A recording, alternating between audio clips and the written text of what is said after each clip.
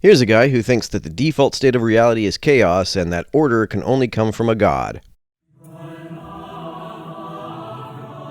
So everybody seems to be freaking out over a box of nails that was shared on Twitter or X if you're a modernist, because an atheist account there said that it demonstrates how order can arise from disorder, which disproves some of, or at least dismantles some of the common premises in cosmological and fine-tuning arguments for the existence of God.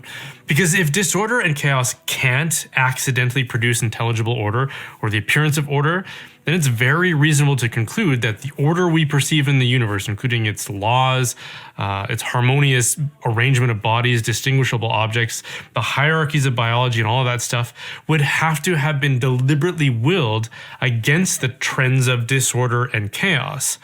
When was there ever disorder or chaos? While things trend in that direction, they didn't start out that way. If the universe began in a state of high entropy and that entropy dropped, it would make sense to ask what caused that, but that's not what happened. There was no event in which order was imposed upon a chaotic universe. If the universe began at the Big Bang singularity, that was a state of very high order and low entropy. Order didn't come from chaos because there never was chaos. But to show how that's not true, how order can arise from disorder, we have a box of nails to prove to us how we're wrong, or how wrong we as theists are. So let's watch as our theistic premises collapse into futile grasping with just this simple demonstration.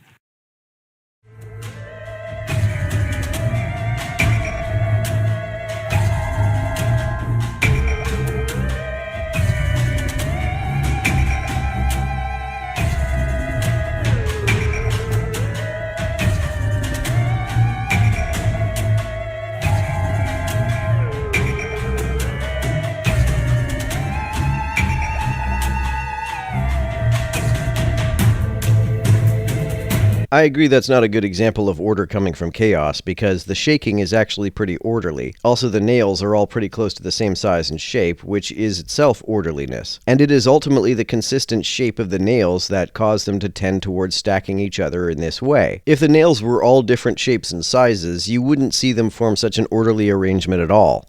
I don't see any reason to go to church after seeing that.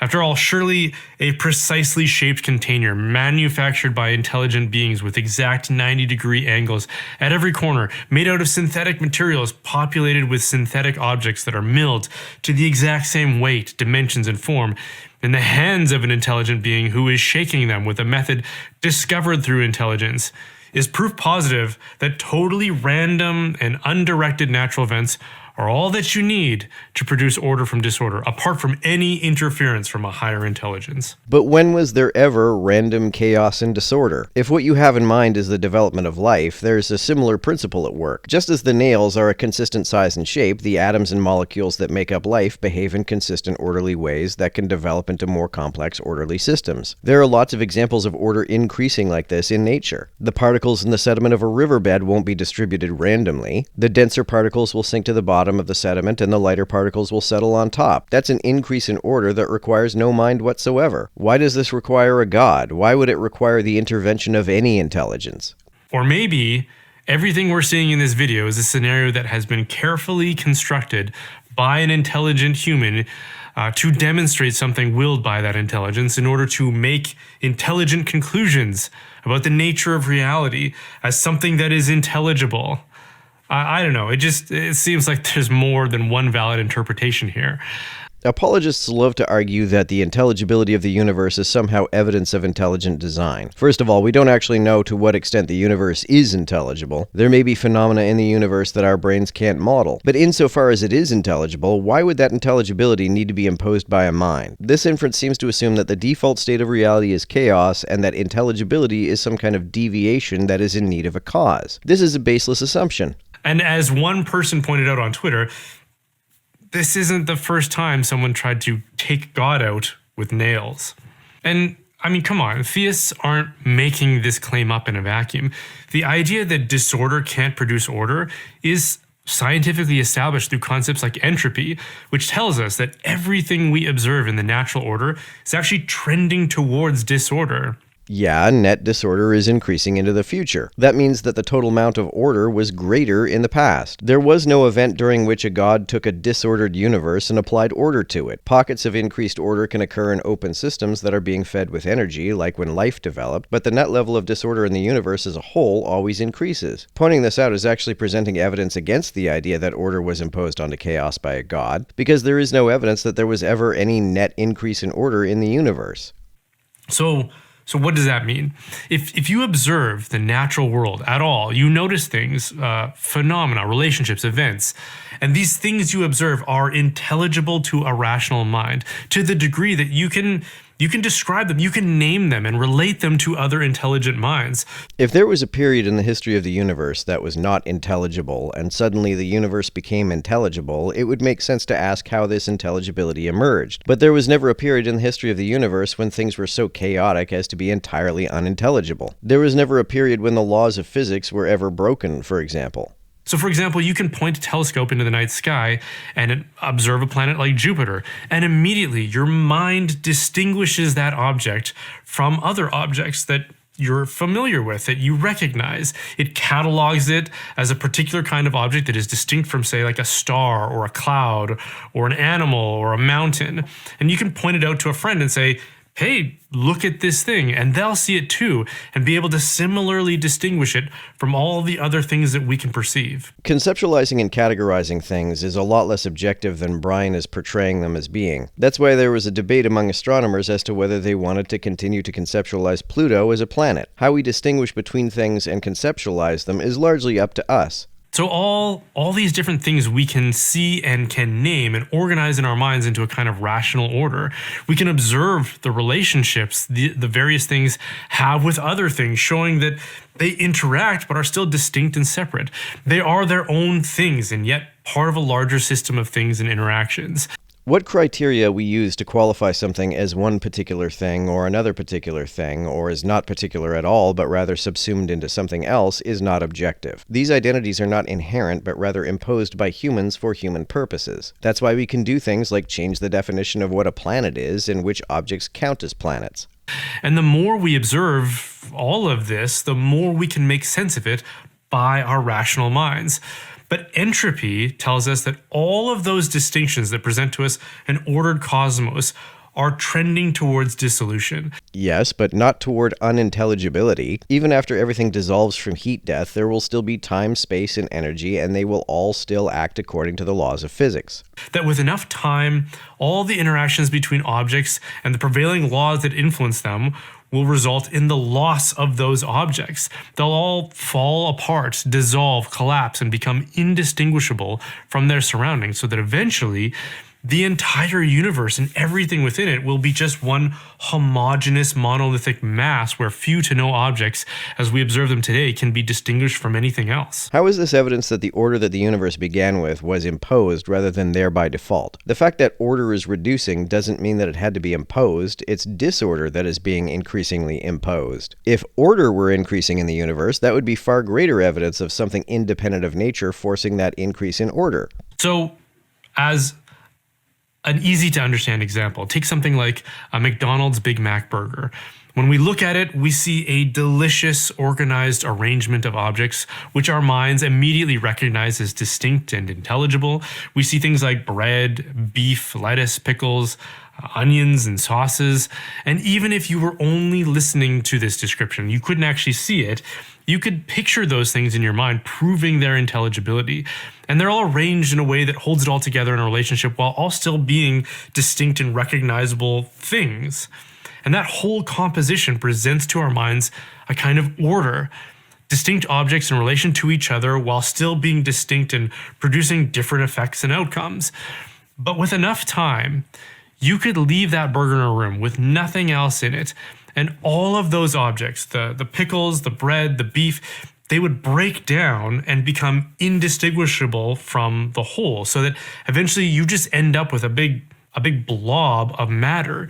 You go from something ordered and intelligible, something you can recognize and name, to a clump of meaninglessness and disorder that you no longer recognize as an actual thing. No, I still recognize it as several things. I still recognize the elements and compounds of which it is comprised. Even after those dissolve after the heat death of the universe, I would still recognize the energy of which it is composed as an actual thing, if I could survive to see it. And in the short term, this process doesn't apply to everything. Sometimes formless masses gain form over time. Crystal formation, for example, increases order and does so without the help of any conscious mind. Increasing order doesn't require a mind, it just requires an open system into which energy is fed. That's what happens with material things over time. They trend towards disorganization and unintelligibility. No, even after the heat death of the universe, there will still be intelligible things. Arguably, things will be more intelligible because they'll be far less complicated. This is how the natural world works.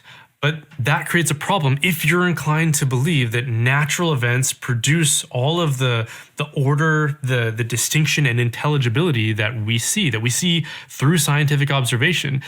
I don't believe that natural events produce the order we see, because that implies that there was a time without the order, followed by a time when the order appeared. That's not how it works. The universe, if it had a beginning, began in an orderly state. It didn't change from chaos to order, it started out with order, and is becoming increasingly chaotic on the whole, with smaller but still natural increases in order within it. If left on its own, the natural world trends to disorder. And if that's true, then how is it possible that any order appeared at all? It didn't appear. Scientists no more believe that order appeared than you believe that God appeared. To say that it appeared implies that there was a state of chaos first, and then order popped into existence at some later time. That's not what happened. There was never a time when there was chaos. If time had a beginning, the order was already there at the beginning. Unless it was directed to appear by a mind that prefers order to disorder, and for the sake of minds like ours to be able to understand our environment and our place within it. If God prefers order to disorder, why did he make entropy a thing? Let me guess, entropy is a result of the fall.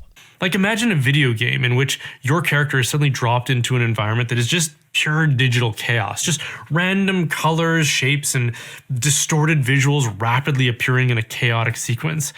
How would you, as the player, know what to do? Like, what's your mission as the character? What are you supposed to discover or understand or even explore? You'd likely just be paralyzed in confusion. If there was a time when the universe was like that, followed by a time when there's order, I could understand asking what caused that order to appear. But there was never a time when the universe was like that, so a lot of the order that we see did not appear. It's always been around.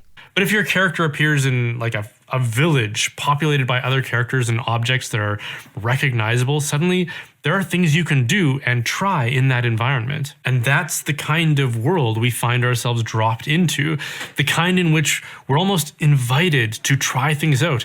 Talk to that person, look at that animal, pick up that object, look in that direction, or move in that direction. We can explore and interact with it to understand it and our own place within it. But if the whole thing was left to entirely random and natural processes, the kind of order needed for us to make sense of the world around us never would have appeared, and neither would we have. And that's an especially important point, because we're not just talking about the unlikelihood of a box of nails giving the appearance of order.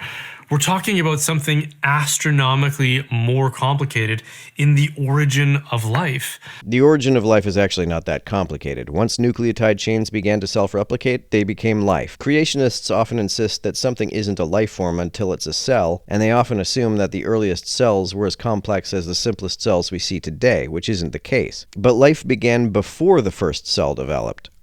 Philosopher Stephen Meyer, he's explained this in a lot greater detail, so go check him out. But he points out that before you even get to the presence of cellular life, you need functional proteins. And in order to have that, you need the correct amino acids with 20 options per position.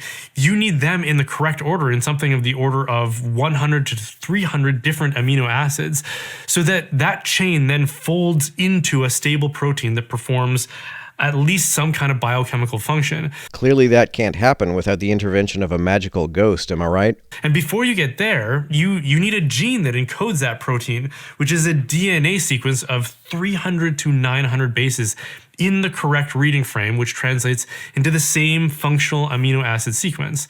Given that any particular amino acid can be encoded by several different codons, that significantly increases the probability of any particular amino acid sequence being built. Now, if you're fluent in that kind of stuff, that may not seem all that complicated to you. But the odds of proteins assembling themselves like that through undirected natural chance is so incredibly unlikely that it's more than reasonable to claim it's actually impossible. To put it into perspective, even if every particle in the known universe were a chemical reactor trying a new random sequence every second for the entire age of the universe, you'd still be nowhere near the number of attempts needed to produce that assembly. Something in the order of 10 to the power of 97 attempts is what you'd get. But you'd need something about double that size, or more than double that size, to get the assembly right. That's a number so inconceivably high, so infinitely incomprehensible, that whatever you call it, you might as well call it God, because without an intelligence that can make those kinds of calculations, the odds of it occurring is effectively zero. No non-creationist biologist is convinced by Stephen Meyer's calculations because he underestimates the number of amino acid sequences that can create a functional protein, and how functional that protein has to be to grant a selection advantage. And it's actually worse than that, because scientists have been aggressively trying to produce life through rationally directed chemical experiments for decades now. And according to Dr. James Tour, they aren't even at the start line yet. First of all, James Tour doesn't know what he's talking about. I'll put a link in the description to a video I made about his debate with Dave Farina, in which his assertions about origin of life research are thoroughly debunked. Secondly, this is a disingenuous criticism of such research because if life were synthesized in a lab, they would say that this isn't evidence against intelligent design because the conditions of the lab were intelligently designed.